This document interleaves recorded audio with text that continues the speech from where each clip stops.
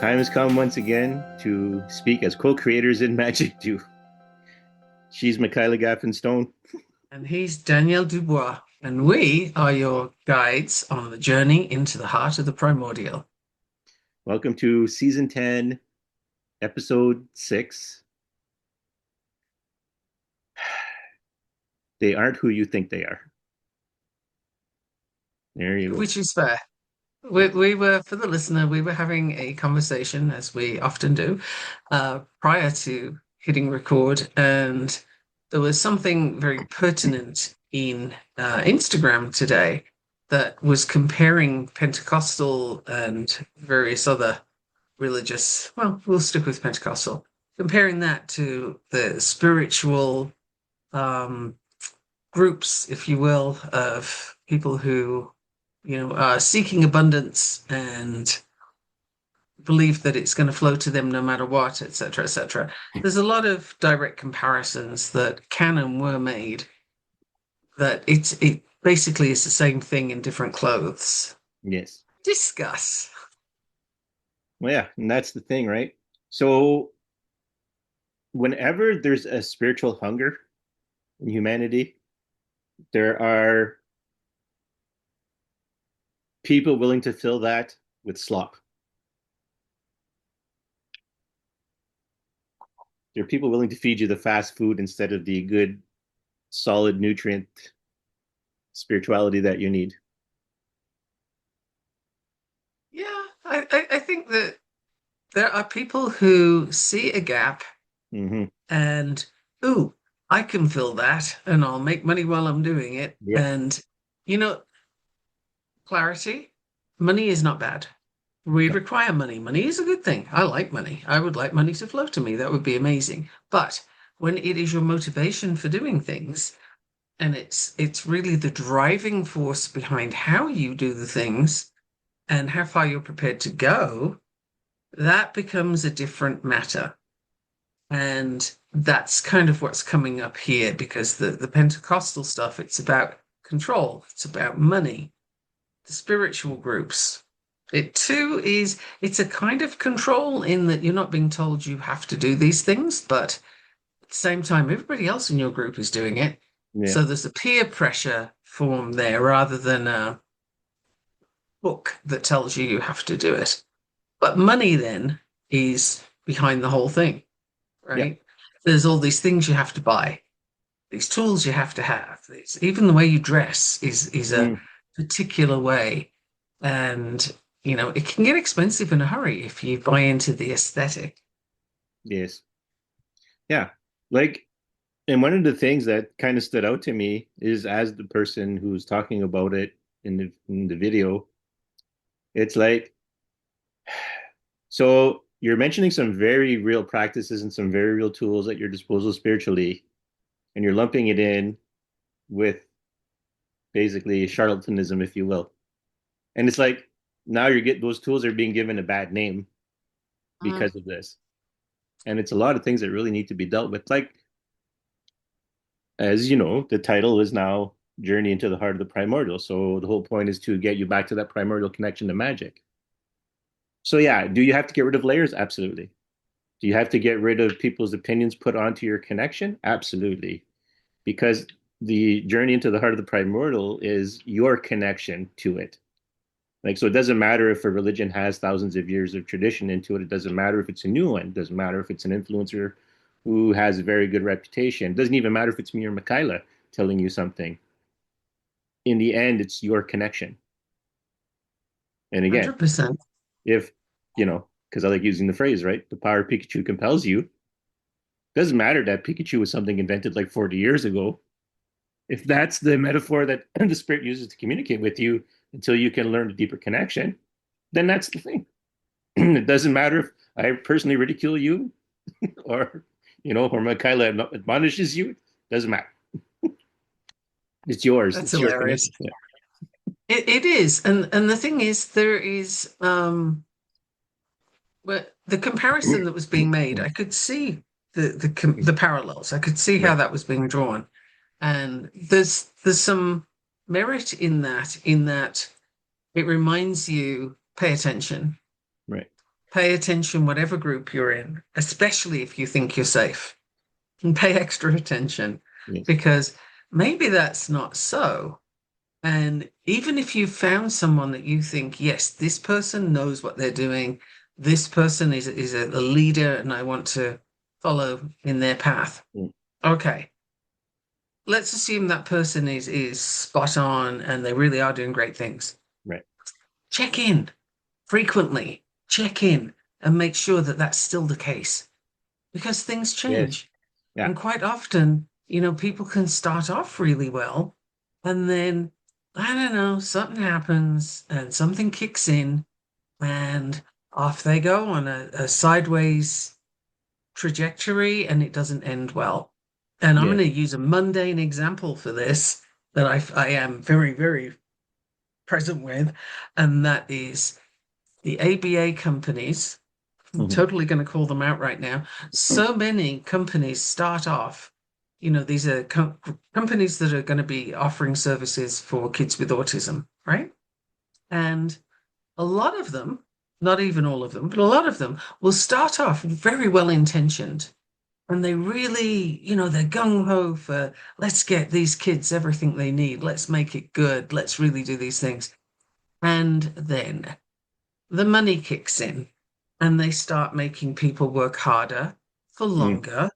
They may give a pay cut. I have experienced the most stupid pay cut you've ever heard in your life of literally 62% when you add the hours that they Yeah. wanted to increase with the money that they dropped. Now, you might think that's insane and who would even accept that? Well, somebody who's got bills to pay and doesn't have an option in the instant they're given that choice is going to accept that.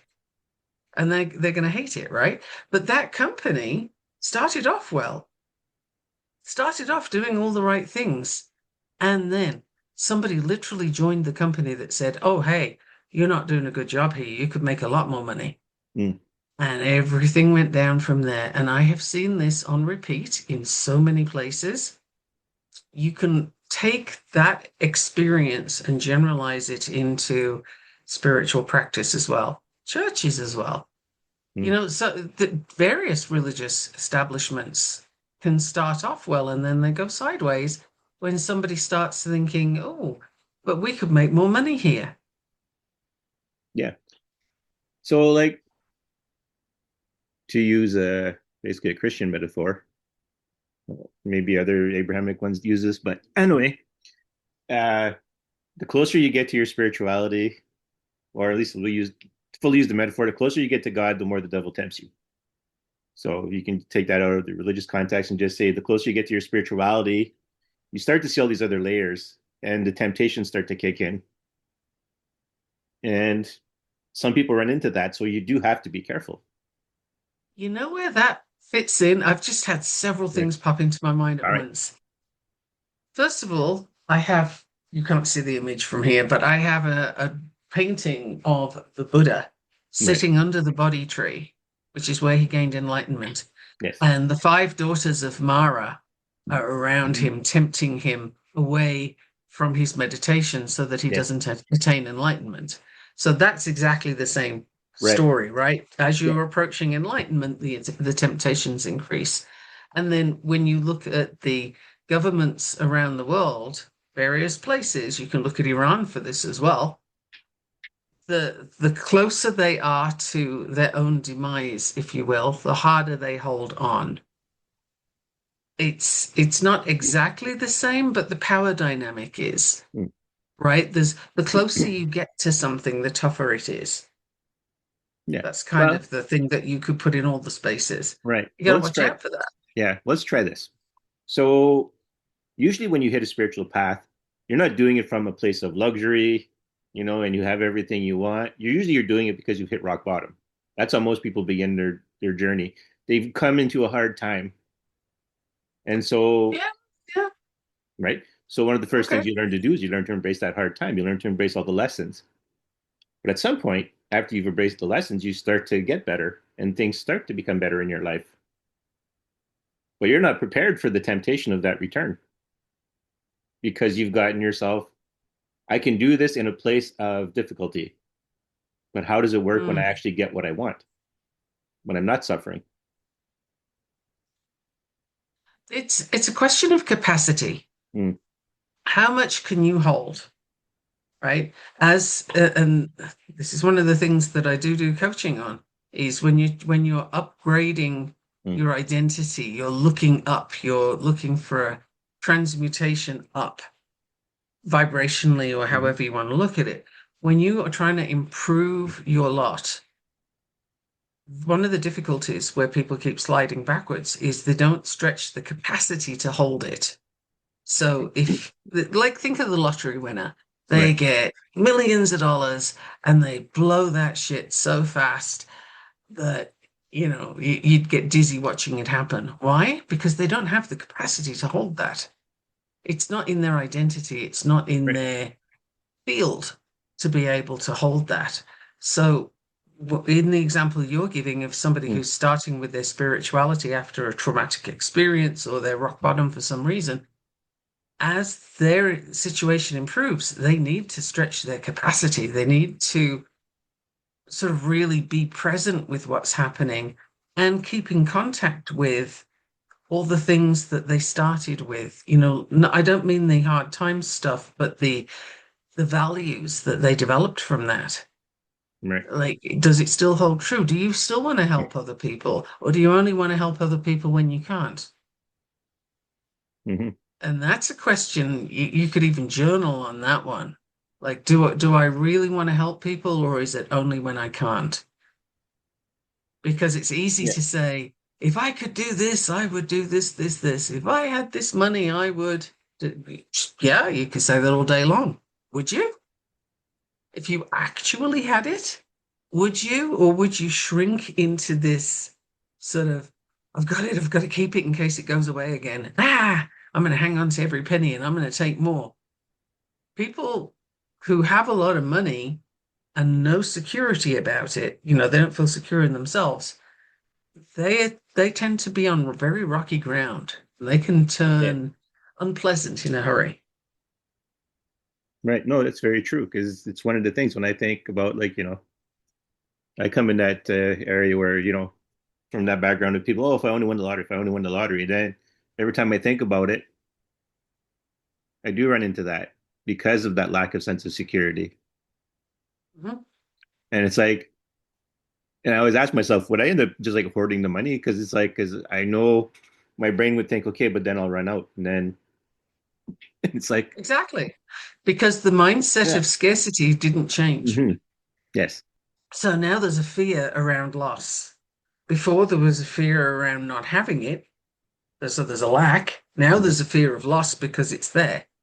And it's like, but I don't know what to do with this. I can't visualize it. Where do I put it? Eek, hey, that person wants my money. Mhm. And there's a lot going on, and it's sort of a shrinking response as a safety, right? Like I can't handle this shit. Let me just kind of shrink into myself. This happens to people around Mhm. sudden upgrading where they are not ready for it. In this coaching space, how many times do you see, if you get the DMs the way I get them, oh my God, I can get you Mhm. $20,000 a month in 6 weeks if you follow my 7-step Mhm. plan or whatever it is, Yeah. right? There's a version thereof. Mhm. Can you even visualize $20,000? Like what that would be in your bank account and where it would go? Because if it's not in your experience, it's hella hard to visualize it. Yeah. That's actually, And to really visualize it. Like you can yeah. talk smack about buying boats and going on trips around the world or whatever else, but really. what does it mean really? And Yeah. I think you can transfer that to spiritual stuff as well. If No. you start to improve your lot, how sure are you of it? Hmm. Yeah. I mean, like, it takes time to adjust to a new situation, Yep. and especially if it's a big change quickly. Hmm. So, like, yeah, because like right now I'm overstimulated, right? You And put Daniel, he's like yeah, he's a ball of yeah. Well, you can't see all of it there, but yeah, I oh got yeah. that's how overstimulated I am. Even right now, yeah, We're I've got bo- to we're get some, both sitting we're both sitting with our crystals for yeah, anybody that's listening, and yeah, obviously you can't see us, but I'm playing with one palm stone between two hands, and Danielle's yeah. got one for each I got one for hand. each hand. Yeah. That's how overstimulated I am. Michaela too. So, but it comes from like I've having a trickster teacher. I was really taught things from a position of not lack, but like the hard way, right? And it took a lot of time to even just to transition into positive outcomes in magic. And I'm still not really there yet for it. Because like part of my overstimulation is that I did some healing and I cleared up a lot of channels, and now the channels are just kind of raw, sitting there absorbing information. Hmm. And so that's a good thing, but it's the I'm not prepared for it because I'm used to things getting in the way. It's a good thing depending on the information that's coming Yeah. in. Yeah. That's one thing. But the other thing is when you are used to struggle in life, however that looks for you, when it's not there, your subconscious brain Right. says, uh-oh, this is not familiar. Let's find something to make it familiar. Remember that the subconscious brain isn't judging this is a good idea, this is a bad idea. It's just going for what is familiar because familiar equals comfortable. Right. Let's do that. And so it looks for where the struggle is. It will give you all the behaviors and all the Mm. mindset to find that so that you can be comfortable again in the struggle. And that's one Yeah. of the reasons why it's so bloody difficult when you're moving out of a situation like that and you're looking for the positive and you keep getting sucked back in because your subconscious is saying, hey, but you like it over here. Come back. Yeah. You like the struggle. It's familiar. Yeah. Well, I was gonna say, like, I haven't done the research myself. There's probably some research out there on it, but like we are still as a species geared for struggle. That's my opening Yeah. premise. Now, Hmm. if you lived a life where there was a lot of struggle, and it's kind of be a little bit of what Michaela said, is that your brain is like, am I missing something? I haven't experienced any kind of real struggle for a little bit. Am I missing something? It's like, is there like a snake in that grass? Is there a tiger hiding behind those trees? You know, Hmm. or is there a wolf behind that rock? Like, am I missing stuff? What am I not seeing? Now I'm in danger. And then, even though your life is perfectly fine, your brain is like, oh my God, am I missing stuff? Hmm. Because it's not used to being without a struggle. And I think I mentioned this last week when we were talking about AI Right. and the absence for the teenagers, particularly who are sort of making friends with AI and having conversations with it and so on. There's an absence of friction and friction, whether it's struggle or you know disagreement. There's something that gets in your path, so it's not smooth. You've got a rock in the middle of the river. Mm-hmm. You've got some logs that are in the way. There's stuff that's happening that you have to navigate. You have to do something different. And that's where the growth happens. So that's Right. there's two layers now we're talking about. The first one is the literally the primordial, okay, Mm. shit's about to happen. Where is it? Yeah. Right. And so you're on alert for it, especially if you have trauma in your background, and I've Mm. yet to find somebody that doesn't, Mm. and especially if you're getting into a better condition, a better place, waiting for the shoe to drop is kind of a thing, Right. right? And that's the lizard brain saying, yeah, but you know shit's going to happen, right? And then on top of that, you've got the need for friction in order to grow. So now Hmm. you've got struggle, if you will like to use that term, you've got struggle at two layers, Right. and they're pretty important layers. Like you can't avoid those layers. They're basically what keep you alive. They're you. So it's adapting and it's navigating and healing where you need to, and taking rest where you can, that kind of thing. And then we live in a society, especially in America, where the whole thing is if you're not struggling, you're not trying hard enough. So now you've got a third Right. layer, which I would like to call the bullshit layer, Hmm. which is totally unnecessary, but we have it because people benefit from it. If Right. you have the whole idea that if you're not struggling, you're not trying hard enough, then who benefits from that? Yeah. Well, that's the thing, People right? you're working for. That is one of the big propagandized pieces, and it does fit into the title of "They're Not Who You Think They Are."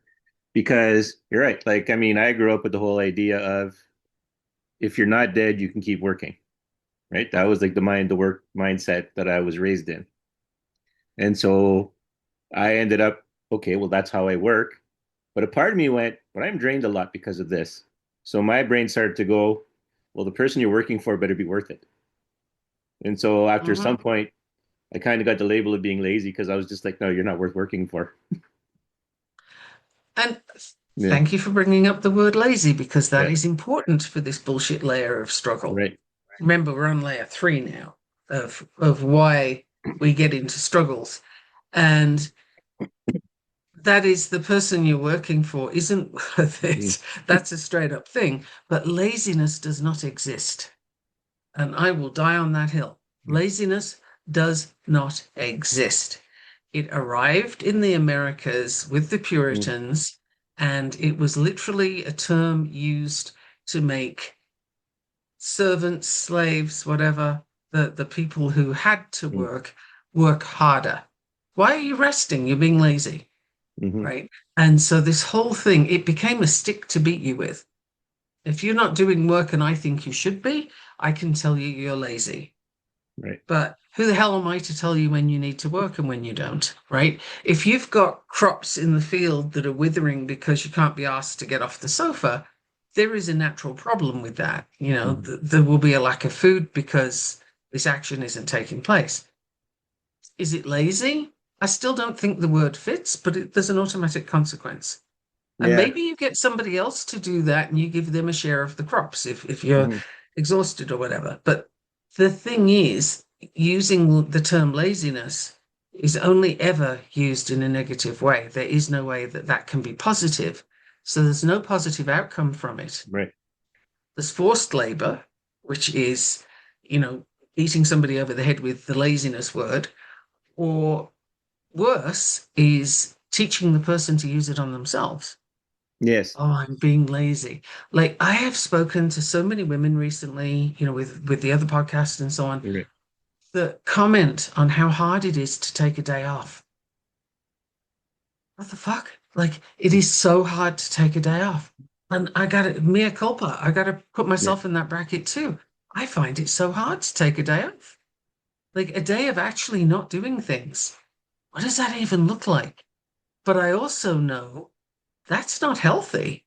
Right. That's not okay. You have to be able to take a day off. And by a day off, I mean, literally not doing anything that requires your attention in a way that how do I phrase this?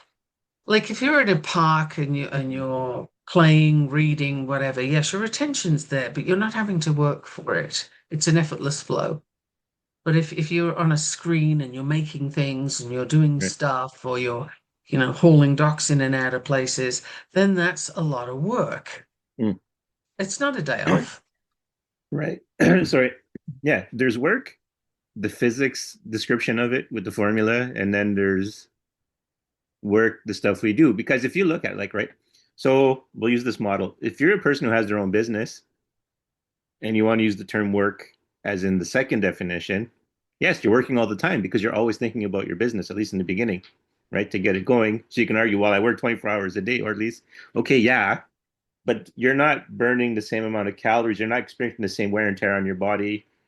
You're not running away. You're not being kept from things in your life just because your brain is thinking about things. You can still be at that place or be present in some place. And there's that big difference in between it, having been on both ends. I would argue, Yeah. though, that your brain needs a break. Yes, Your brain it needs to does. not think about business. And that's the part that people find hard Yeah. is, well, I'm just sitting here like chilling. Yes. I Yes. could be making this list. I could be doing this Mm. thing. And we get busy. And a lot of this urge to keep going and not take a day off is a busyness thing. Yeah. And okay, so who told you you have to be busy? Well, you heard that when you were at school. You Yeah. probably heard it from your parents. If you're Gen X, you absolutely heard, Mm. oh, you're bored? Come here and I'll give you something to do. Mm-hmm. And you know damn well you're not going to like it. So you don't dare say that you're bored. You're going to go find something to Mm-hmm. do, right? You're going Yeah. to go be busy because if you don't, it gets worse. Right. So this is another element of the layer of bullshit, which is, that pressure to be busy comes from so many directions. Yeah. It's the parent who doesn't want an irritating kid on their hands, so they threaten you with a chore time. Then Yeah. you've got just the school. Oh, you're Mm. not trying hard enough. If you focused, you could do so much better. Oh, you're not paying attention. Oh, you do this, you do that. Why are you sleepy? Mm. Because I'm fucking knackered. Like Yeah. what? Why are you sleeping? What is that a question for a kid that has to get up at stupid o'clock and go to school Yeah. and listen to somebody droning on? Yeah. Tired because you're in the room, teacher. Like I literally had a biology teacher when I was doing my biology A levels in the Right. UK. This guy would start talking, and I swear to you, in 2 minutes flat, I was out cold every lesson. His voice knocked me out. In the first couple of lessons, he tried waking me up. My eyes would be going crossed. I could not. And I passed the A level, but I never made it through a class. Mm. I attended every one, but I was never there. So I was Yeah. asleep through the whole damn thing. And I was at the front of the class too. Mm. Didn't matter. I couldn't stay awake. And this happens to kids where there's something else going on, right? And then you're told you're lazy. Yep. You're not trying hard enough. Do more, do better. Oh, And did you see this person? yeah. Comparison comes in now. Yeah. Oh, did you see how well they're doing? Oh, hey, you too can be a millionaire. You just have to work 25 hours a day and sleep 1 hour a week and all these things. Pressure, pressure, pressure. Yeah. Wow. Then I've even seen advertisements on TV where there's this one that leaps to mind. What were they advertising? I think it was a computer or a computer program or Right. something. But the advertisement itself, I remember, there's a woman. She's I'd say bordering on skinny. She's so little, right? Right. So there's this woman. She wakes up in the morning. It's still dark outside. You can see the window. She makes her coffee. Maybe it was the coffee actually. She makes her coffee and then she heads out the door and it's still dark. She goes to work and she's on this computer all Mm. day. And when she leaves the office, it's dark again. And she's like again waking up at 5 o'clock in the morning or Mm. whatever it is. And the whole thing is, yeah, look at her go. She's doing the thing. She's Yeah. working so hard. That is not living, people. That is not living. That is flogging yourself to death for somebody who doesn't give a shit how you do. Yeah. If you die tomorrow on the job, they will be annoyed at your inconvenience and they Hmm. will haul you out of your chair and put somebody else in it. And I am not kidding. Find me a company that's not like that, and I'll find you maybe your parents. But Yeah. the rest is, any company's going to do that. So this is a good opening too for so think about this now. Because there's like people assign priority to what is a valid task and what isn't. So as someone who was taught by a trickster teacher, about magic and spirituality and learning how to channel all kind of stuff. You can imagine that as much hard work as that was, it was not reflected in, oh, look, you're doing hard work. It was that's weird, stop that. Why are you lazy? It's like, because I'm like busting my hump daily with something I don't understand that you guys don't understand, but I'm still busting my hump here. You know, Right. that's one example. There's I a also did other stuff around that too that also didn't match productivity. But yeah, so that's what I'm saying. thing, Because for those of you with a magical practice, you've probably did a lot of stuff, and everyone just looks at you like, well, you're doing nothing. You're playing around with this thing, and that doesn't cost anything. There's no like, you're not doing anything productive, and it's like, I've probably done stuff for you, and you don't realize. you know, Yeah. I have talked to two women this week who are married to men that they would have done much better not to be married to. Right. And one is keenly aware of that. And unfortunately, the other one is getting there. Mm, Um, but in both cases, they are parents who are at home right. with their kids, and they are not valued. Their work is not valued. And yet they're raising two humans or three humans, Yeah. whatever the So number is, right? So there's no value assigned to that. And so they are in an inferior position. And right. society allows this. Well, I was going to say, because think about this, right? This is something that goes back to, and people should consider it. People are not who they're not who you think they are. The people who dictated this, you have to think. You have to look at the rural, the way things started with the peasants, the pagan, if you Mhm, will, and then the people who are now in positions where they're lost contact with the land. mhm, This changed a lot of things. When that very, very like when technology came to a point, and I'm not talking like super advanced technology, just like you can have like think you don't have to leave your castle, people are serving you, that kind of thing. When there was enough technology to let people go out and do extra work that you didn't have to, it started to make a split. And the people who lost their connection to the land had no authentic connection to the world around them. I mean, not as bad as today, but they started. And so what you started to have, like romance movements starting. And this is where things started to get devalued. It wasn't because the peasants were being arseholes. It was the people in charge didn't have anything in their life to keep them connected to living. So they started making things up like, oh, to be romantic, it has to be this. And that's where all your separations started because before, you would have dreamed of telling your wife she's not useful because your wife was very useful if you're like from a male perspective. There was none of this separation like that. There was always been problems, but these separations came with urbanization. I think we'll call it urbanization. The more you're pulled away from the world around you. That's where these divisions came from because there was nothing to do because you saw there wasn't much outside being connected to the world yet. Or you won't even worry about that That part. that definitely accelerated things. I Yes. think just the system that says that men are in charge Mm. is straight up a problem because no gender needs to be in charge. Well, that's the It thing. just that's not necessary because we each have what we bring to the table Right. that is irreplaceable. And so we're complementary, not adversary. Yes. And that's And the that was a issue that we given. have now. That was a given at one point. It's when people started separating themselves from the land.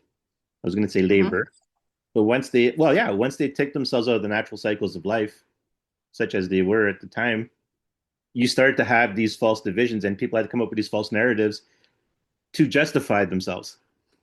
Yes. And then, Yes. so it wasn't like a man woman thing. It was people trying to rise above nature.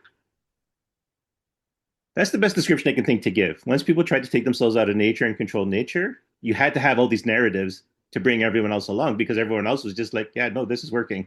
This is good. I think another thing with the removal from nature is, and it just the vision just kind of Right. dropped in for me, is we forgot to celebrate nature and we forgot to respect nature because we assumed with the advances of technology and with the firming up of houses that didn't blow away when there was the Mm. first strong wind, that kind of thing. So we feel safe as houses. Right. Your home is your castle. This kind of expression, it's throughout societies in one form or another. And there's this false narrative of you are safe from everything in your home. Right. Well, clearly, if you've seen what ICE do in the US, nobody's Mm. safe in their home. So that's one feature. But the other thing is that is a removal from nature Yeah. where you're not celebrating. Like what comes to my mind immediately is we had rain last night. I could Mm. hear it on the windows. And I am not kidding. I leapt out of bed because I had to go and look at this thing. Mm. And I was literally celebrating the rain because we haven't had any in so long. And it occurred to me at the time, wow, this requires some kind of ceremony as a thanks and an encouragement for more of this. But how many people would look at it that way? Because there's a removal of, oh well, Well, it didn't rain. Who do we blame? It's those bloody Canadians with their yeah. smoke, right? Yeah. It's the Chinese with their whatever the hell we're going to blame them for. Instead of connecting to nature and looking at what do you need? How do we repair what we've done? Instead of having that connected approach, people go automatically into who do we blame, Right. right? But rain is a great, this is a good one because when you're getting married, right? Rain on your wedding day is seen as a bad sign. However, and I've actually heard this discussion a few times now over the decades, and myself included sharing this opinion, is that rain nourishes the land. So to me, if it rains on your wedding day, that's more of a blessing because it's like hey, this is nature reminding you we're going to, bless your union by fertilizing the ground for you, by getting everything fed. And like if it's a bright sunny day, well, then maybe it's too hot. Maybe there's not enough nourishment in the soil from the lack of fluids and stuff like that. So the whole thing of viewing rain on your wedding day as a bad sign, to me, it's like, no, it's the opposite. It should rain on your wedding day because that's a sign of we're going to make sure that this prospers. We're going to set the basics down and feed the soil and whatever, you know? I gotta say, I've never heard that one, but we are very quick to focus on symbols Right. and attribute things without really looking at it. Like, okay, why is the number 13 a problem for so many people? Right. And by the way, that's so many Western people because Chinese people Mm. like the number 13. They don't like 14 or Right. anything with a 4 in it. That's a number. So we're attributing characteristics to a number. This is interesting, but it's a kind of a side note. The thing as I look at my tree outside, the thing Mm. that I'm thinking more is, I was literally talking to this huge mulberry tree last night Mm. saying, are you happy? This is rain. You know what Yeah. this is? Like it's been a while. And it was just amazing. Right. But And that's literally it. And think about that. The difference between rain being a good thing and a bad thing is, again, you're being removed from nature. Because like as a farmer, if it hasn't rained for a while and it rains, you're like super excited.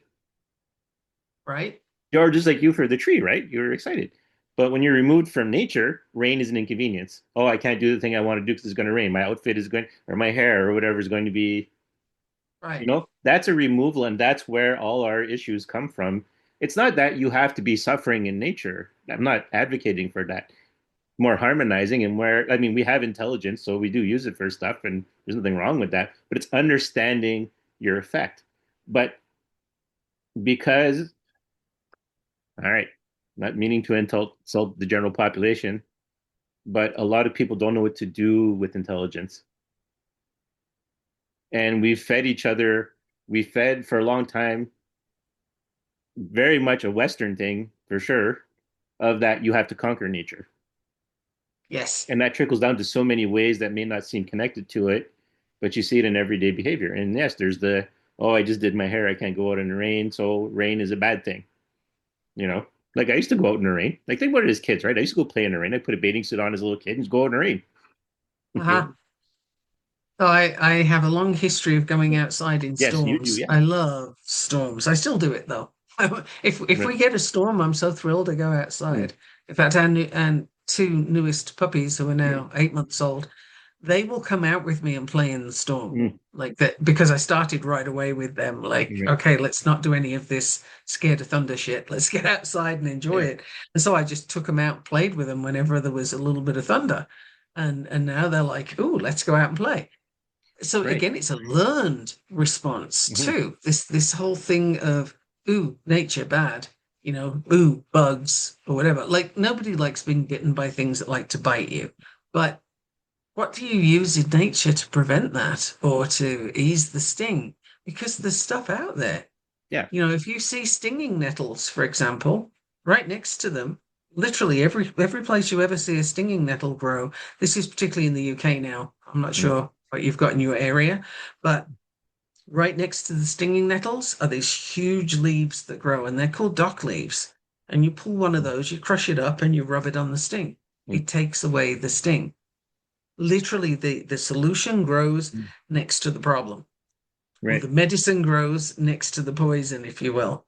And that happens so much in nature, but how much do people know about that? Because now we Right. rely on these medicines. Yeah. Well, Now we it's the rely on common law.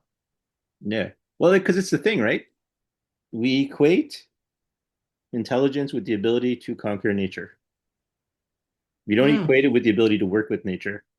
Like in fact, it kind of bowled me over the first time I was watching a show on gardening, and they're talking about pesticides and stuff like that, and they're saying, well, if you don't do pesticides, well, here's what the Japanese do, and then they list the plants the Japanese put in their gardens, right. and it's like, so you mean you could have I mean, and you think about it, then there's like wild gardens where you just kind of let the native stuff come out too, because that's what the bugs want. They want that native stuff, but because you took it away, well, they're going to eat the stuff you want now because you've left them Right. no choice. But if you leave the native plants grow, they're going to go with the native plants. Like, and And all it's those so little things. interesting. Yeah. It's so interesting to watch the native plants grow, honestly, because they're comfortable in whatever environment you've got. They're native, so they grow there in those conditions. And you can appreciate that it does, especially if you've got something, we're in a semi-arid mountain, right? Right. So things growing here grow in not very deep soil typically, and the weather it gets bloody hot. It's 102 tomorrow. It's 98 today. So Mm. in Fahrenheit, that means it's hot enough, right? You can translate it. It means it's damn Um, hot, is what it means. it Yeah. means it's damn hot. And the fact that, rain last night was absolutely noteworthy. I think it's the Mm. first decent rain we've had in months. Anyway, Right. um, the fact that anything grows here naturally is cause for celebration. So what is it that grows in your area naturally? And what does it have for you? Mm. What's the benefit of this thing? Because there are benefits. Like look at the plants, quite literally. I'm a big fan of dandelions, for Right. example, much to my neighbor's chagrin. I love dandelions and I will not pull them out Mm. and pesticide them to death or whatever. Right. Dandelions are the first flowers that come out for the bees. They are beautiful, bright yellow. The leaves are great for salad. You can make tea out of the root if you choose, and it can be healing. There's every part of that dandelion is useful and used. Every part. And yet we vilify it because it grows where it chooses to grow. It grows where it lands. It'll even grow in concrete. Like, what's not to admire about the dandelion? I freaking love them. Yeah. If I had a yard full of dandelions, I'd be perfectly happy. Yeah. Okay, How so I'm brought back. lovely are they? But we give them a bad rep, Yeah. right? We give them the name and call them a weed. A Mm. weed is just a plant that you didn't put there. Right. Like that's the thing, right? Like I think back to the Lord of the Rings novels, and I think it's in the third one. It's the one where they need the cure for the poison from the Nazgul's blade because Mhm. nerdy enough to know the name of them. But and they're like, well, we don't have anything for this. And then Aragorn goes, well, he goes and looks outside, and he goes, do you have? And he names it, and then he goes, well, I think the modern name is whatever, something foil or something like that. And then one of the nurses goes, oh yeah, there's like it's a weed. It grows out back. We keep trying to get rid of it. And he's like, what? And he rushes out and goes get some because that's the cure for the poison, right? Yep. And that's the modern world. Yep. Weeds are We just the things literally, that you didn't plant and you didn't want, but those things still have so much value. those are typically more valuable than the Yeah. cultivated things that you plant because they are naturally there and they will grow next to the thing that causes the Yep. poison. They will literally, they come as a dual package. Like Right. it just drives me nuts that so much of this knowledge has been lost and so few people have it because it's right there looking at you. You're dying from this thing, but the answer's next to it. Yep. You're sick from that, but the answer's next to it. And you need to know that though, right? You can't just go picking random plants and assuming it'll Yep. help. This is the knowledge that churches sought to suppress.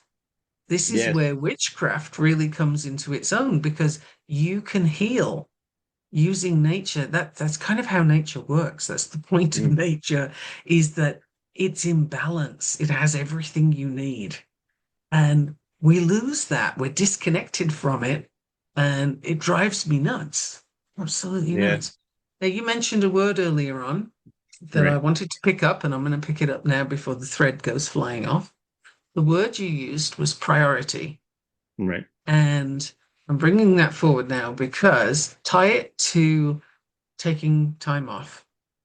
Yes. How about you prioritize that time that you sit under the tree, or that time that you just sit and listen to the birds, Mm. or put your feet in the water, or whatever it is that you've got in your environment?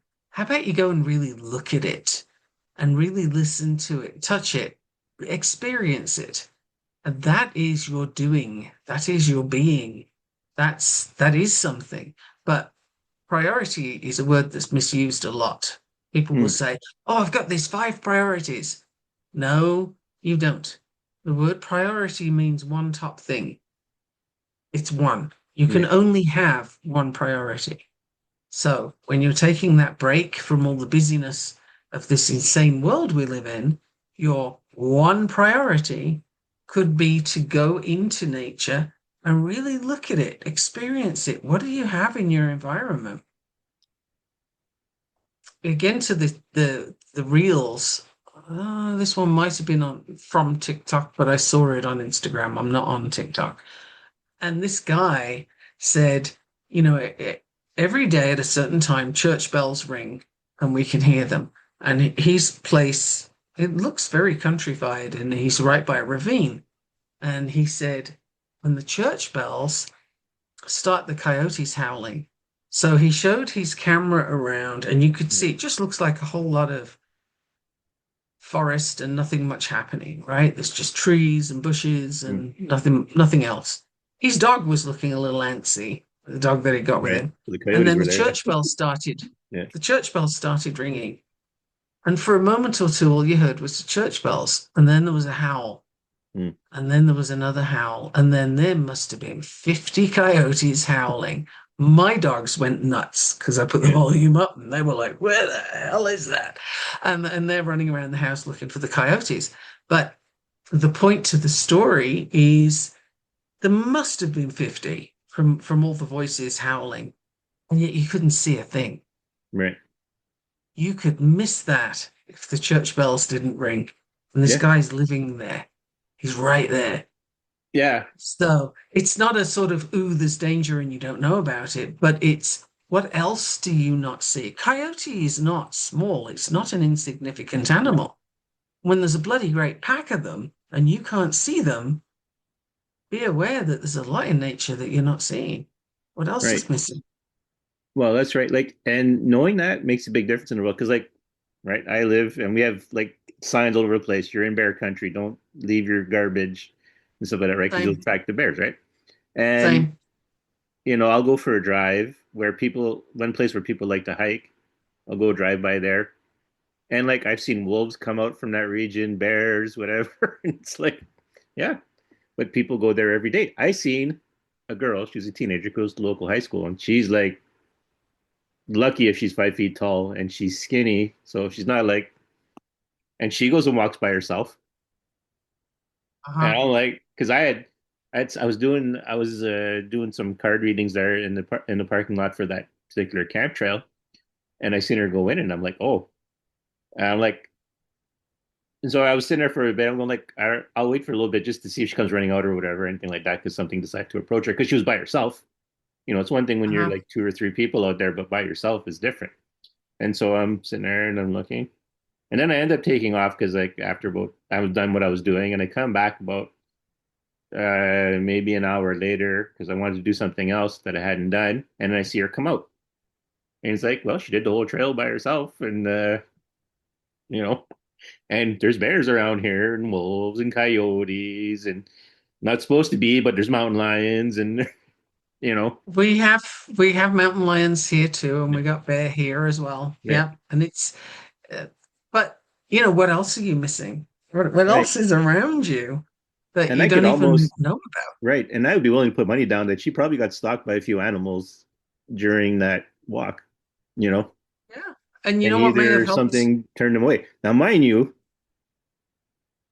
as often happens with tiny women, there's a lot of feistiness radiating from her. So I was just like, all right, it's her decision. But also, there may have been a whole heap of I am unbothered Yeah. walking through there. And that is when it's a genuine thing, that can be Mm, really helpful with animals. It doesn't yeah. work with other people, unfortunately. But yeah, the the thing I was bringing up really was just also I want to okay, leaping around. I Mm, also want to point out this does not mean that the coyotes are bad and they need to go away. It doesn't right. mean the wolves are bad or the bears are bad or anything else. They're animals and they were here before. So, this is good. They're fine. Right. You don't want them to attack you, obviously. So also be aware of nature. Be aware of where are their habitats. Would you know a habitat for a mountain lion if you saw one?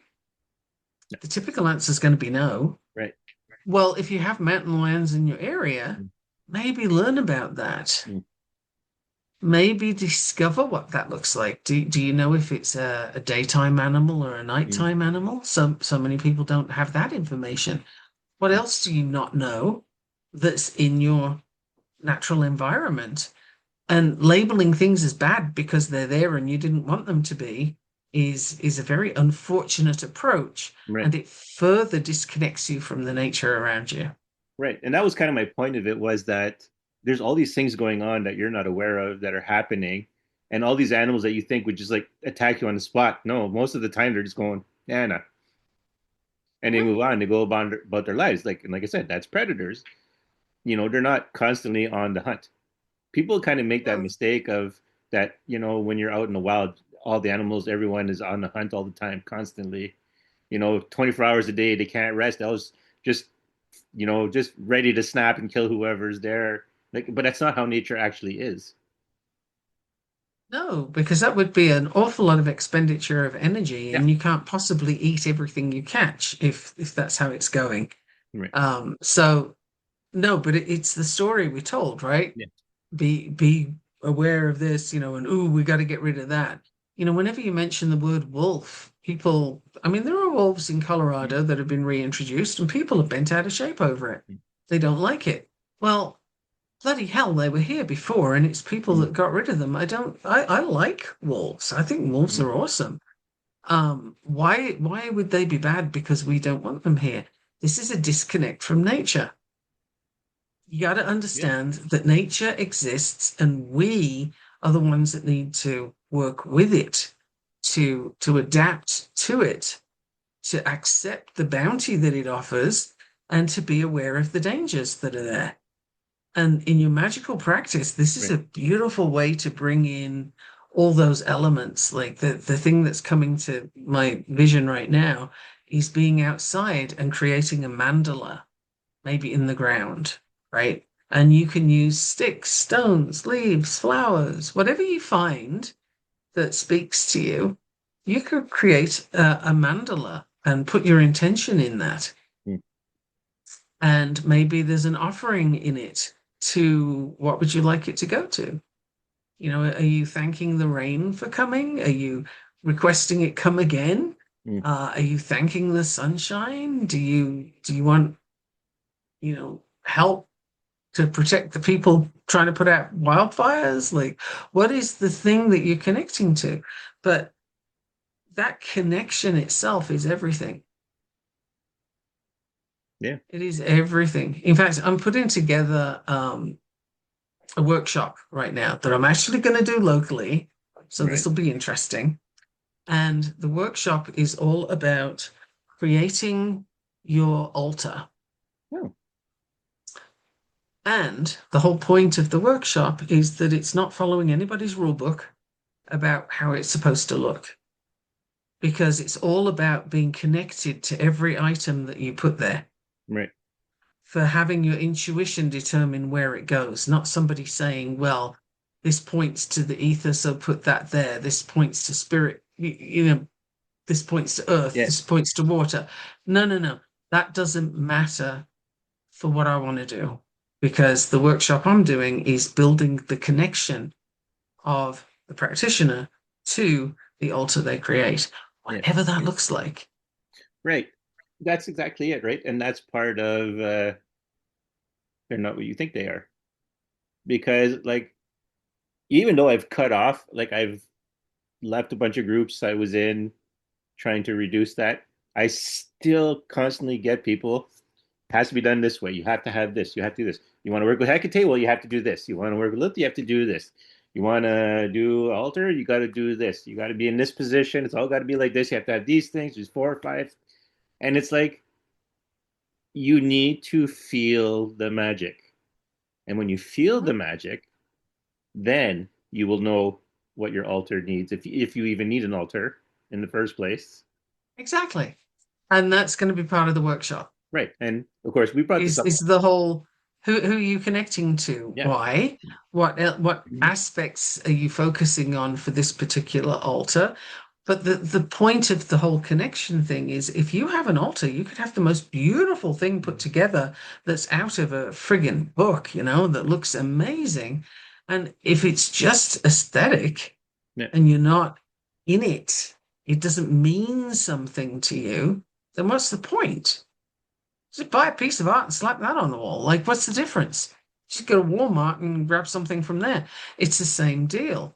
Whereas, if you're choosing items to put there, and it doesn't matter what they are, Mm. if you're choosing items to put there, what's your connection to them? What do they mean for you? What do they Yeah. represent?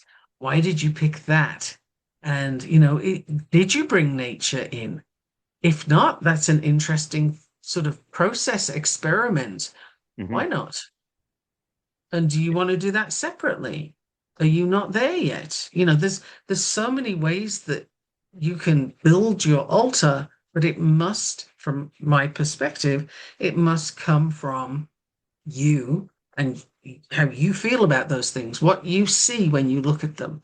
What do they Right. bring up for you? And that's going to be the whole point of this workshop that I'm setting up. And I'm going to one of the plans is to get somebody to video it. So I'll then have it available, and Right. we can make it available through the podcast if you like. Yeah. It's going to take a minute to set it up because local people, etc. But so getting a gathering and then getting somebody that can video the thing properly. But I would love to do that because it again, the rule book starts to sneak in, right? Yeah. You have to do it this way. You've got to connect that way. Don't you dare do it the other way. And I don't know, it says who. Well, that's the thing, right? So Where'd that come from? yeah, like while you were talking, one of the things that was coming to my mind was like, okay, lesson. Like, so if you're gonna do like an altar thing, right? Mhm, Like we discussed on the podcast when we were talking about Hecate, because Hecate and Lilith were doing a lot of work in the podcast mhm. in the around in early 2025. And one of the things we had discussed, right? Hecate likes, is it honey cakes or something like Yes. that? But we were discussing like, okay, but Hecate doesn't ask me to do honey cakes. She doesn't ask me to give her anything. She just wants me to work with her. Like she has very thing she wants to do, and she's like, you can do it. We're working together, right? So that's my relationship with Hecate. But if I would suddenly start giving her honey cakes, she'd be like, "What the hell are you doing? I've never Right. asked for honey cakes, and that's not our relationship." But if you're Yeah, somebody who loves to bake yeah, and you want to put some intention into the honey cake, and maybe you do something special with it, maybe you right, include a little bit of rose water came to mind for some reason. I can't think why. But anyway, you could put something a little special in there and maybe you gift it to people. right. Maybe it's a special thing that you sell as a baker. This would be a wonderful thing for you as a Yeah, baker. But if you have no connection to honey cakes, if it doesn't mean anything for you, then there's no connection there for Hecate right. either, That's exactly it. right? You have to have your connection to the person, and we've talked about this with stones too, with crystals and that. Even in plants, it's Yep, like yes, they may be prescribed as a certain way, or described as a certain way, but that may have nothing to do with their work with you because they're still exactly. individuals. And while that might be their general description and they may function that way, but their work with you is something completely different. And Yes, that's it a is. big And I lesson. mean, is the crystal absorptive or is Yeah. it reflective? The answer, by and large, is it depends, Yep. right? And you need to figure out what you want from it. What is your purpose in working with this crystal? And something that I love to do these days is get the pendulum involved Right. because you can't always tell. But I mean, if you hold the crystal in your left hand, does it warm up Mm. or does it cool down? This tells you something about how it's going to work with you. If it's warming up, hmm, that's probably the crystal you need right now. Check with the pendulum. If the pendulum agrees, you got a thing going on. That's your crystal. It might not be tomorrow, but it is right now. Right. And that's all the things. Like you have to be able to move with what's happening. You have to have that flexibility. You have to have that understanding of flow. Like I've said it a bunch of times in the podcast, but I cannot undersell you the idea of flow and how important it is to be aware of it. Like, And to check in that yeah, you're still in it and yeah, it's still going the way that you thought it was going. Because stuff changes all the time. We get sold this thing again as kids, and a lot of it is at school. You've started this thing, so you got to finish. You started this path, so you got to walk that path. Why? This is a man-made bullshit rule. wow, you know what? If you This actually ties started in with on the a title. path, it could start off being right for you, and then things change and it no longer is. Why must you continue with something that is no longer correct for you? Right. I'd like to blow that one up. Yeah. So this goes very well because it made me think when you were saying that, it made me think about teachers for the most part, and it's not all teachers, but like I said, when you look at what the average person does, although the ever elusive average person, but the idea is just to repeat what you were told. It worked for them, it'll work here, right? But usually someone who becomes exceptional in their field, they've learned to adapt. They've learned to go, oh, it's not working right now. It's supposed to work this way, but it's not. Okay, well, all right, now what do we do? We have to adapt to this. We have to try something different, Mhm, right? So if you're really good in your field, you adapt and you move on to new things. You don't get stuck on the idea, well, it's supposed to be this way. How come it's not working? And then spending all your time trying to make it work that way. mhm. I mean, Absolutely. yeah, And a lot of those people who do incredible things, I'm not advocating that you do this for the Mhm. listener, but I'm just saying a lot of them left school. They flunked out of school. They're not the degree holders. Well, that's the thing, right? Like I always have this discussion with kids when they get to a certain age and they'll ask me about stuff. And I'll say, well, okay, there's two very broad ways of doing things in the world. One, like, because they'll say, like, oh, I either want to quit school or I want to go do this. And I say, one, there are absolutely people who have been massively successful doing what you're doing. They tend to be the exception to the rule, but they exist. Yes. And I'm not saying no. I said, but for most people, they have to go the other route. They have to put in the work. They have to go through all the tedious stuff. And then that's how they get in to have their degrees and they get hired.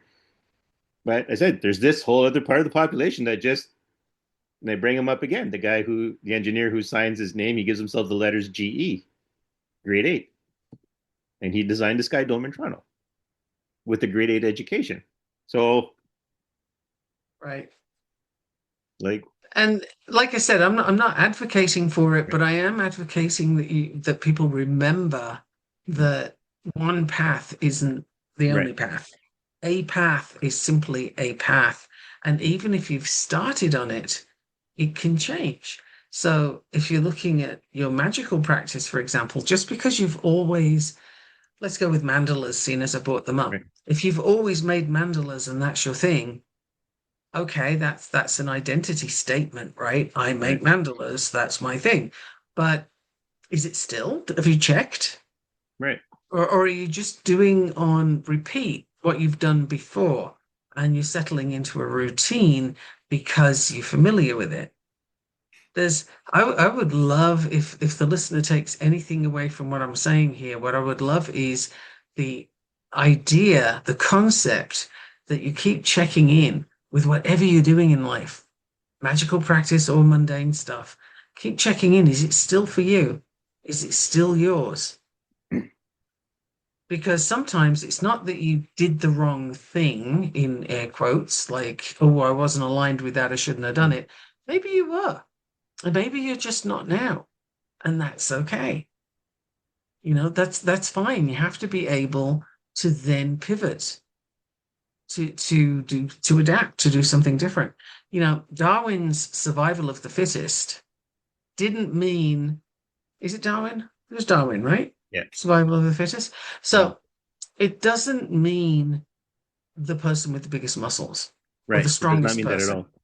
It doesn't mean that. It means the person who can adapt, who can be with their environment, who can pivot with the new things. So, Yeah. when you're looking at AI, for example, okay, I had this conversation with somebody 2 days ago where she was wanting to get back in the workforce. Hmm. And she said, but my job's probably been taken with AI now. And I said, well, have you looked? I mean, would AI be a really good tool for you to use to make that job next level? Could you check it out and see? Because human adaptability, human wisdom, human flexibility isn't something AI has. AI knows what was. It Right, knows what has been, and it can give you that. It doesn't know what's going to be. So, throwing in the towel is not the fittest, right. right? Well, The and that's adaptability is how else can you look at it? right. And to actually give an example that my nephew used, because we've had this discussion, because he had discovered that, right? And he's like, he says, no, no, it doesn't mean you're the biggest, fastest, strongest, smartest. He says, you can be, how did he word that?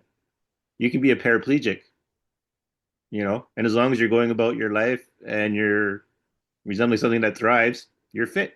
You're fit for your environment. Stephen Hawking did okay. Yeah, yeah. Stephen Hawking is a good example. He was fit. He lived. He went until he died. And he But I didn't mean, die he young. he So adapted and yeah, he did the things. He was even on, oh, what is that show? Big Bang Theory. yeah, Like how's he going to act? yeah, The guy can't move. How's he going to act? And yet he was a huge success on the Big yeah, Bang Theory. yeah. He did a bunch of different things. Hmm. Yeah, and he was Wow. in Star Trek: The Next You know, Generation, and yeah, yeah. yeah, Like he did a load of things. basically, the So, way my nephew ended up categorizing, like, are you alive? And you're not in any immediate danger of dying? Well, then you're fit. Congratulations. or you can be fit. Yeah, That's the only caveat that I would right. throw into what your nephew said. Otherwise, he's Yeah, bang on. yeah, You can choose to be adaptive. right. And did I mention the Chinese restaurant last week? No, you didn't. No. I want to bring that one up then. When All I right. lived in Maine, there was a Chinese restaurant that my husband and I loved going to. And funnily enough, they did great sushi, but they had a buffet style for everything. Hmm. And then COVID hit. Right. And everybody was shutting down, restaurants were closing, a few changed and had, DoorDash and stuff going on. But this restaurant, these guys were hella smart. They closed down for about a week. And while they were closed, they put up these huge perspex screens in front of where the buffet areas Mm, were so that you can see the food, but you can't touch it, you can't cough on it, you're not doing mm, anything to it. And they then hired a few people to work, so it more work, not less. They right. hired people to be behind those buffet counters, and you would point to the food you want, and they would plate it up for you. And then when you're at the end of the line, they'd kind of pass it under this Right. little place that they Mm, had to pass the food. The tables were then 6 feet apart. You know, the chairs back to back would be 6 feet apart, and they had those available. And then what else did they do? They also had takeout, and they did a number of things, and you know, and their air conditioning was on point, mm, etc., right. etc. So the air was changing. They did a whole bunch of things to make sure that they met every requirement of the restrictions due to COVID. Right. They didn't push back against it and say, "Oh no, we're done for, you know, business is closed." They did a thriving business during COVID because they kept their thing open, and they just adapted. They went Right. with what they didn't see those restrictions as obstacles. They saw them as guidelines Right. for this is what we need to do now. And we were so happy because the place was still open, you know, and we really liked it. But I admired their swift adaptability and how they actually worked with what was happening to keep people safe and to keep themselves Mm, open. It was right. brilliant.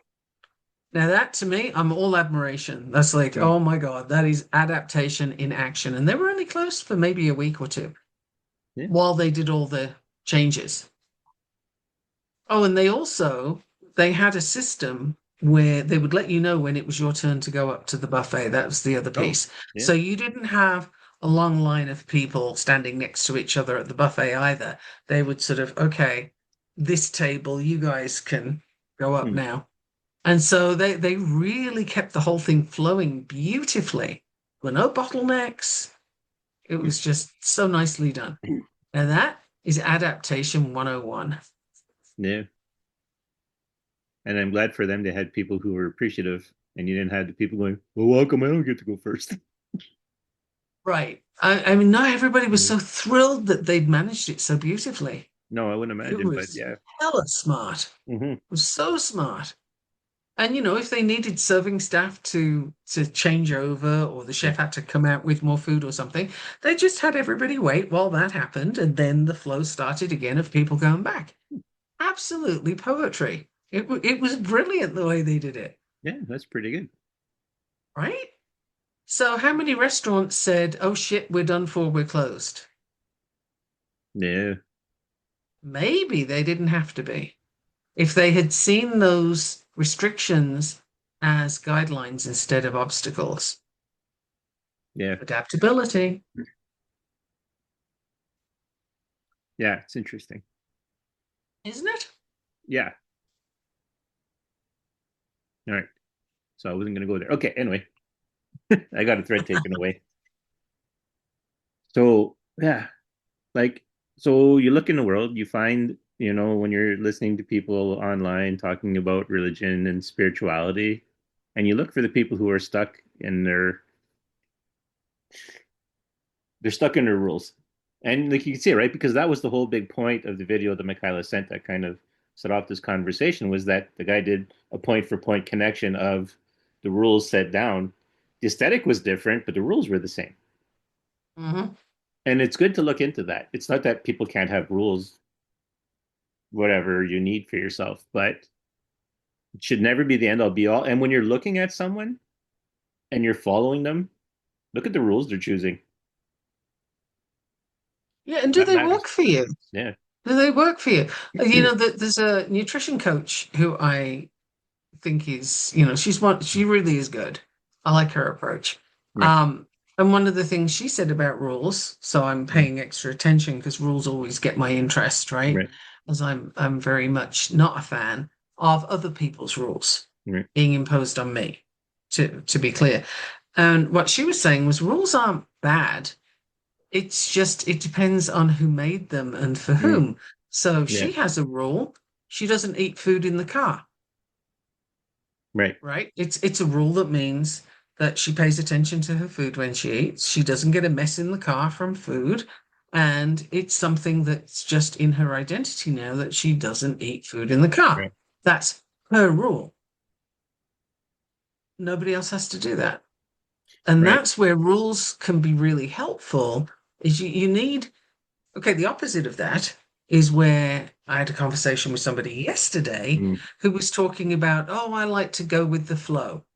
This is an expression people use a lot, Right. and it typically means I like to abdicate responsibility for my Yes. choices, right? And it is you can say that, but that means life is happening to you Right. and you are choosing not to choose. It's still your choice not to choose. Right. So you don't get out of that. But this literal, oh, well, I just go with the flow, whatever everybody else wants, that's an abdication of Yeah. responsibility. That's not adaptability, which people tend to mistake it for. It's not you being adaptable, it's you just saying, oh, what do you want for dinner? Mm. It's that I just can't be asked to make a decision, which is a decision. Yeah. That was actually a I big guess what lesson we're for me in saying here, magic.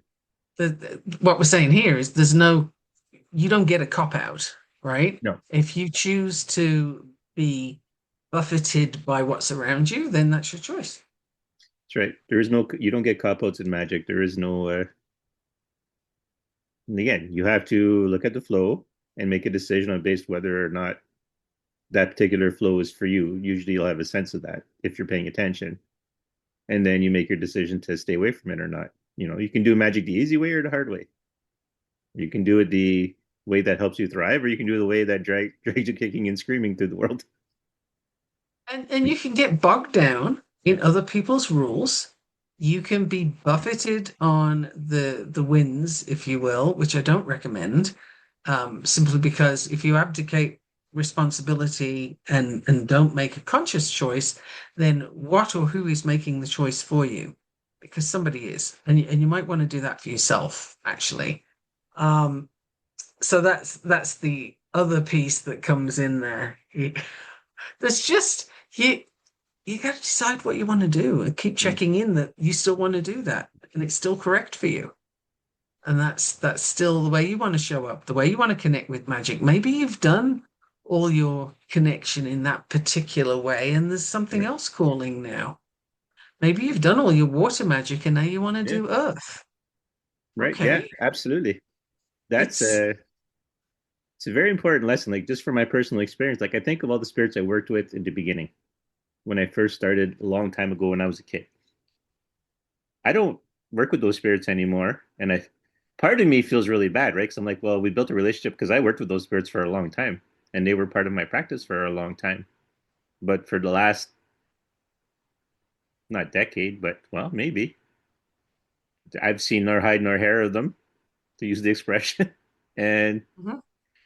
and I have to accept that that's okay. A part of me Yeah. still, a part of me, like because I have such a familial connection with the spirits I work with, I joke around with them and all that kind of stuff, and we take cheap shots at each, or we do, trash talk with each other and stuff like that because that's our connection. I feel really connected, and then I always feel bad when okay, my time with them is done because then it's like, oh well, we were so connected, but it's like no, you gotta let it go and let the other ones come in now. Well, connection can be seasonal. Right? Yes. And it can be a season of life, or it can literally be a season connected with nature, seasonal. Right. So perhaps in the depths of winter, Hecate comes forward, Mm. Persephone, Right. maybe when spring arrives, it's Lilith rising. These are just things that come forward for me, right? But again, with the change in the magical practice, maybe you're not doing Mm. mandalas in the middle of winter in a howling storm. Right. Maybe that's not your thing outside. Yeah. Perhaps the tree isn't particularly interested in having you sit under it right now. Hmm. It's busy, just hunkering down and surviving winter and preparing for the spring. So, what is your practice in the winter? How does that look? Just because you did it a certain way a month ago doesn't mean it has to be that way now. Right. And And that's nor does it conversely, nor does it follow that because it's been a month, you have to change. Right. It can be, just check in. What is it? Hmm. What do you need now? Uh, is that deity no longer particularly connecting for you? Oh, interesting. Well, Hmm. what is? Yeah. Well, what else is possible? What else would you like to connect to?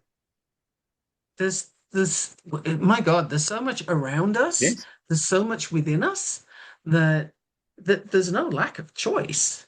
It's just Right. lack of awareness. All right. You just sent me down a little spot here. Okay. So, Did I? That's shocking. yeah. So,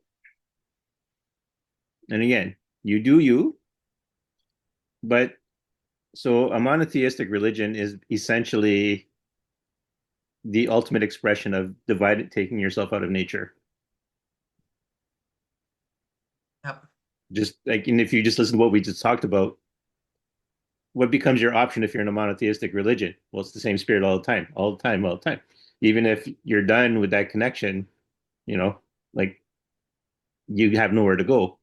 Because even though people might want to say, well, no, if there's one spirit, then there's only that one connection. But it's like the majority of people who do magic, their experience would tell you otherwise, that there's not just one spirit to work with, right? And there is a time when that connection no longer serves, or at least doesn't serve now. So you need somewhere else to go. Like that's why it's so important to just learn the flow of things. Because all the confusion that, because it seems difficult, right? Well, how do I keep track? You don't have to keep track. If you understand the flow of things, you can move from one thing to the next as you need to with ease, I guess. Well, literally the checking in. So what do I Yeah. mean by checking in? Because Yeah. that may be getting people a little irritated at this Mm. point. That's an image that just came through as like, "Grr, what does that mean?" Well, I So mean, checking yeah. checking in means, for me anyway, the way I would do it is you're going to go inward. You think Mm. inward, bring a light in with you, whether it's a white light, purple light, Right. something healing, whatever that color Mm. is for you, and you're going to search through your body with that light, looking for what's heavy, where's pain, where's something stuck. What does that part of you need? Is there an element? Is there a deity that speaks to this? What do you need for that? What healer do you want to call forward? I mean, somebody Right. worked with me yesterday. I had a shaman and a healer, an energy healer, and one of them called forth Jesus as a healer. Right. And I thought, consciously, I was like, oh, that's interesting because that's not where I typically work at Hmm. all. But it's okay because it was where they worked. Right. And this was fine. This worked just fine. And I thought, well, yeah, as a healer, okay, I can go there. This is fine. But I knew a moment's hesitation as I thought, Right. well, is that okay for me? And I just needed to feel into, does that feel Yeah. jarring or is that all right? Mm. Well, I'm not going to go into flames. It's okay. Yeah, Yeah. fine. Let's do it. And so we did. Am I Christian? No, not even remotely. Mm. But the healer works with the healer Jesus. Yeah. Okay, fair enough. This is a known thing. We can go with that. You don't have to throw everything out because it's not your usual work, right? If Yeah. something new comes your way, how does that feel? Does that feel That, yeah. weird? Do you want to run or is it settling okay? How does that Right. feel in your body? That's one of the interesting things about what we're doing on the podcast is like we advocate absolutely, try to avoid religion as much as possible. We especially say try to avoid, the Abrahamic religions as much as possible because of how much corruption has gotten into it and control. But by the same token, we know even though we don't work that way, where it's like, but you're allowed to use those metaphors, those stories to work with. Like the spirits can come to you with those metaphors and those stories, and that's you, that's fine. Like, Uh-huh. And that's kind of our little challenge of like I said, right? Because I had that void dream, right? Where it was like, all right, gonna go see the spirit. Oh, look, it's Jesus. Like,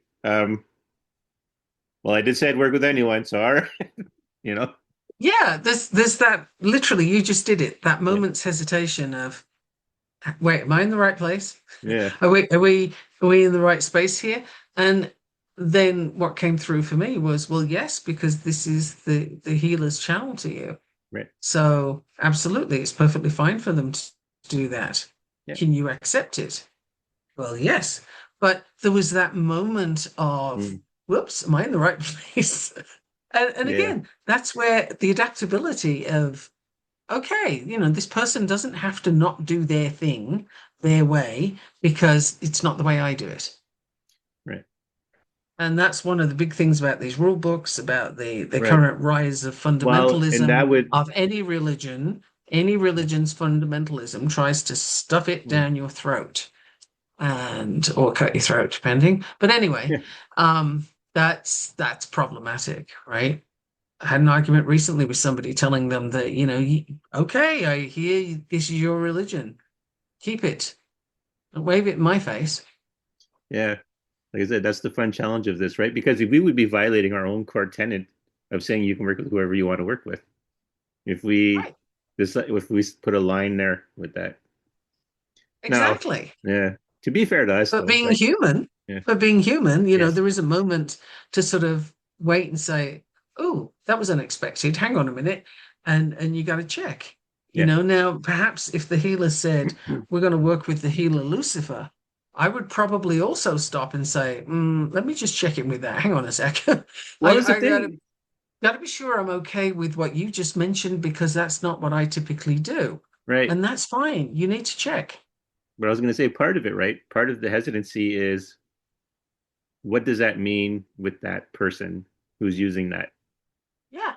Because, like, and my apologies to people who aren't this way, but I've encountered a lot of basically Christian healers who are assholes, and they think doing working and doing this their prayers to heal makes them a better person, and it just makes you an Mm. asshole.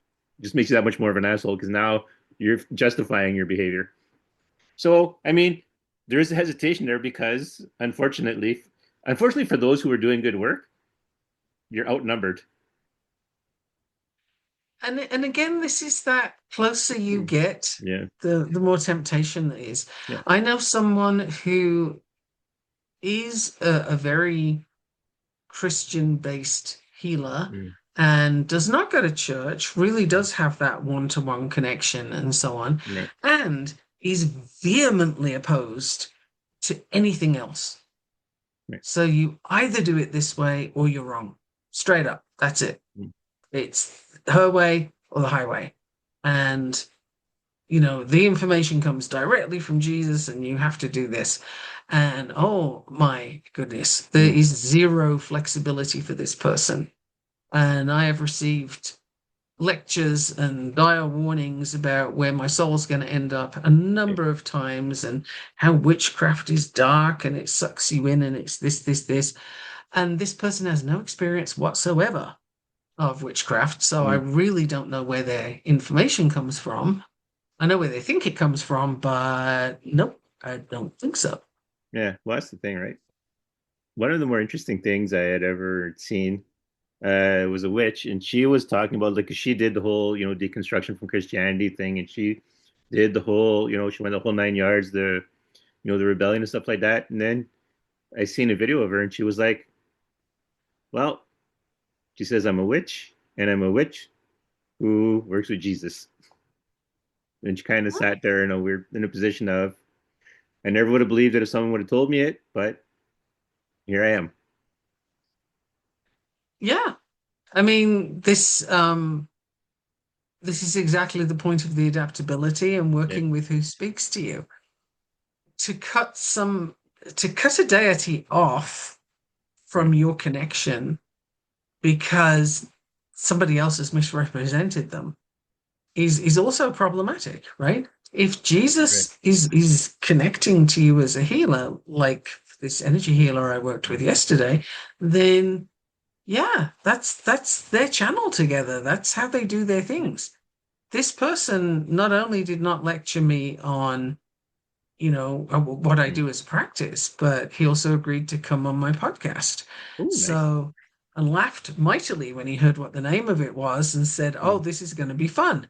So, was there somebody who, he's the opposite of the person I just described who has one Right. way and that's it. And if that one way works for you, okay. But I think it's awfully narrow for who can benefit from what she does Right. because they absolutely have to be hook, line, and sinker 100% in with her rule book or just no. And I listened to this person. Well, I've known this person for years. So I get their comments and their viewpoints and so Mm. on people, other people in Right. society, whether it's figures, politicians, whatever it is. And wow, you are either in agreement or you are wrong. And this Mm. person they are not race, but they are black or white, right? They're either Right. good or bad. They are this or that, Mm. left or right. There is no middle ground with this person whatsoever. And we literally had to stop conversing Oh, because yeah. it became so difficult that all it was in the end was lecturing me on the error of my ways. Mm. And I did not Yeah. give permission for that. I did not ask for it. I did not give permission for it, and I'm not interested in her viewpoint. Yeah. So, she's living her hell on earth, fine. Because Well, this yeah. person is not happy. This is not a happy person. So, I they're don't not imagine. living their life according to what they would like to be doing. Right. And there's that nobility in suffering kind of thing going on. It's just not a vibe I can hang with at all. There is no energy exchange that I want to have happen. It's unfortunate, but it's there. Yeah. And I know full well she won't be listening to this podcast. Yeah. There are certain things I feel comfortable talking about because I know the people involved won't be listening. Uh, no, this one absolutely wouldn't. Oh, no, no, no. Yeah. So yeah. So you got it, listeners. I'm just told, okay, we're done. Uh-huh. Not even the caveats I want to throw out. None of it. Just we're done. The lessons are there. Yeah. And adaptability, flexibility, not the same thing. And frequent checking in. Is this still for you? What else would you like? What else could it be? Yep. There's no rules. There's no rules other than the ones you accept. There we go. That's my thing. That was the one. Yeah. Yes. Got the wand out. Yeah. Got the All wand right. out, waving the wand. That was the thing. All right. So you've learned that precious moment, that precious lesson, because this is now where we're ending. So once again, she's Michaela He Stone. and he is Daniel Dubois, and we had the same idea at the same time. That's right. Till next time. Until next time, à la prochaine.